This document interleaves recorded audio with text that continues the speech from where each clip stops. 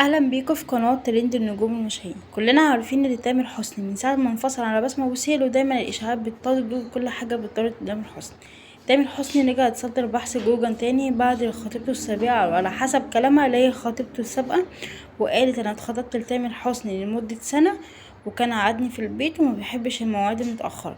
طبعا هتقولي انت بتقولي اي كلام وخلاص، لا، عايزه اقول لكم الكلام ده اتقال في برنامج فيس اوف، وعايزه هجيب لكم الكلام اللي قالته بطريقتها.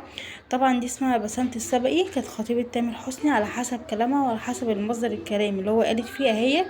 كنت مخطوبة لتامر حسني وقعدني في البيت، كان بيغير عليا جدا وما بيحبش المواعيد المتأخرة.